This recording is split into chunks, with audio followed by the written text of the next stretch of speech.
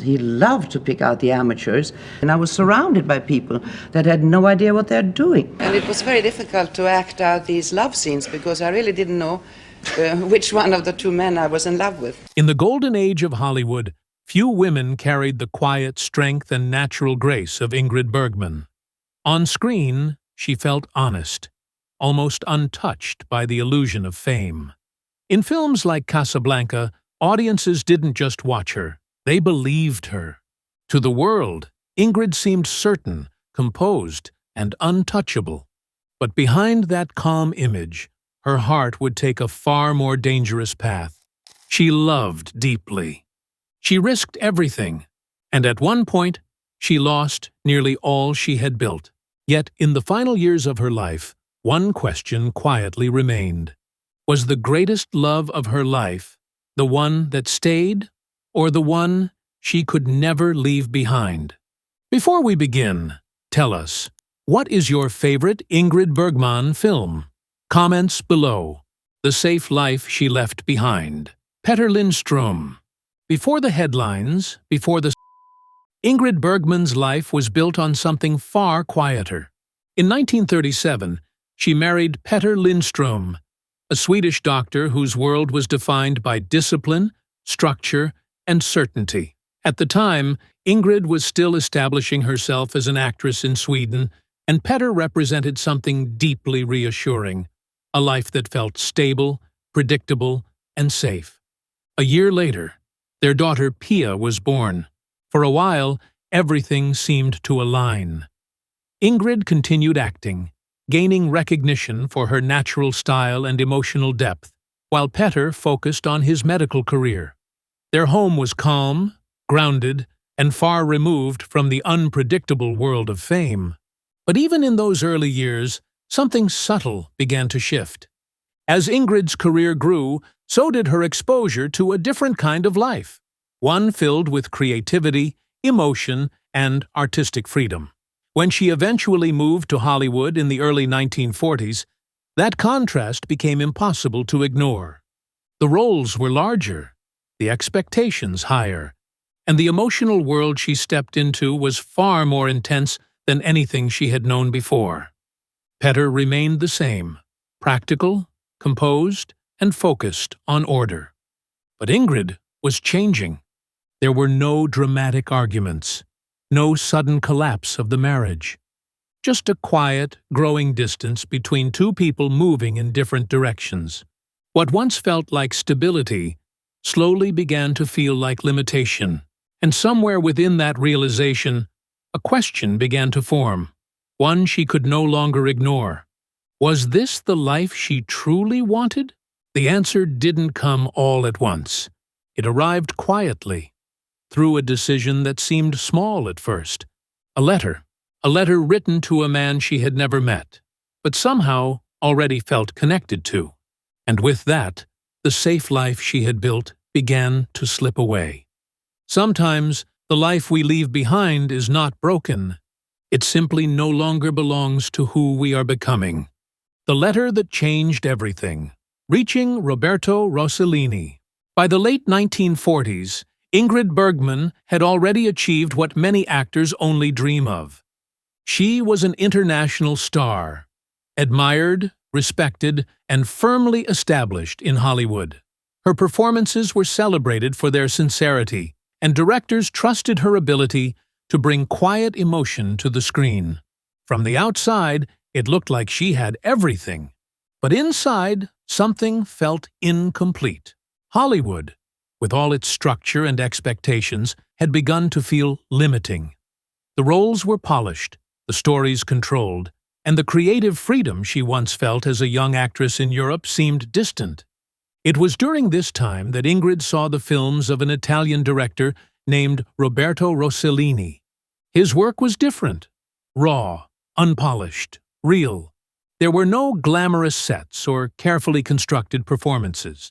Instead, his films carried a kind of truth that felt almost uncomfortable and deeply honest. For Ingrid, it stirred something she had not felt in years. Without overthinking it, she made a decision that would quietly change the course of her life. She wrote to him, The letter itself was simple, almost direct. She expressed admiration for his work and told him that if he ever needed a Swedish actress who spoke English well and was willing to come to Italy, she would be ready. There was no declaration of love, no sign of what was to come, just curiosity. But sometimes the smallest decisions carry the greatest consequences, Rossellini responded. And what began as a professional connection slowly turned into something far more personal. At first, it was conversation, shared ideas, a mutual understanding of art and storytelling. Then, something deeper, something neither of them could easily step away from. And in that quiet exchange, far from the eyes of Hollywood, the first step had already been taken. Not toward a film, but toward a love that would change everything. Sometimes a single choice, made in a quiet moment, can reshape an entire life. The affair that shocked the world. When Ingrid Bergman arrived in Italy to work with Roberto Rossellini, what began as artistic collaboration quickly became something far more personal. Their connection, once rooted in shared ideas, deepened in ways neither of them could easily control. This was not a quiet, hidden feeling. It was immediate, intense, unavoidable. But there was a reality neither of them could escape. They were both still married. And yet, the relationship continued to grow. For Ingrid, it was no longer just about work. It was something she felt deeply, something that challenged everything she had built until that point. Then, in 1950, the truth became impossible to hide. Ingrid Bergman was pregnant. The news spread quickly, and the reaction, especially in the United States, was overwhelming. She was no longer seen as the admired actress of Casablanca. Instead, she became the center of one of Hollywood's most public. Politicians spoke out against her. Audiences turned away. The woman once celebrated for her grace was now criticized for her choices. But even in the face of that backlash, Ingrid did not step back. She made a decision few expected. She left Hollywood. She left her husband. And most painfully, she left her daughter behind in America. In Italy, she chose a different life, with Rossellini. They married, built a family, and worked together in films that reflected their emotional and artistic connection. For a time, it felt like a love worth every sacrifice, but beneath the intensity, something more complicated was beginning to take shape. Because a love built on passion alone does not always bring peace. And as the world slowly moved on from the Ingrid was left facing a quieter question. Had she followed her heart, or walked away from everything for something that could not last? Sometimes, the love we fight the hardest for asks for more than we ever expected to give. The love that began to break. Life with Rossellini. In the beginning, life with Roberto Rossellini felt like a continuation of everything Ingrid Bergman had chosen. She had left behind certainty for something real, something emotional, unpredictable, and deeply personal. In Italy, away from Hollywood, she stepped into a different kind of life. One shaped not by studios or expectations, but by instinct and artistic freedom. They married in 1950 and built a family together. For a time, it seemed as though the sacrifices had led her exactly where she was meant to be. But slowly, the reality of that life began to reveal itself. Rossellini was brilliant, but he was also demanding. His approach to filmmaking was intense, often blurring the line between personal life and creative work. Control mattered to him, both on set and at home. Ingrid, who had once been drawn to his authenticity, began to feel the weight of that intensity. The films they made together, though meaningful, did not achieve the success many had expected. Financial pressure grew, professional disappointment followed, and within the relationship, something began to shift. The passion was still there, but the balance was not. Conversations became more strained. Silence lasted longer. The connection that once felt natural now required effort.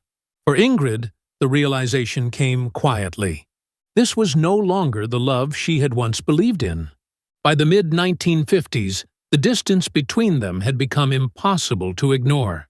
And in 1957, after years of trying to hold on to something that had already begun to fade, their marriage came to an end. There was no dramatic moment that defined it, just a gradual understanding. What had once felt like destiny had become something she could no longer stay inside. And yet, even as she walked away, something remained. Not the life they built, but the feeling they once shared. Sometimes love does not end all at once. It slowly becomes something we no longer recognize.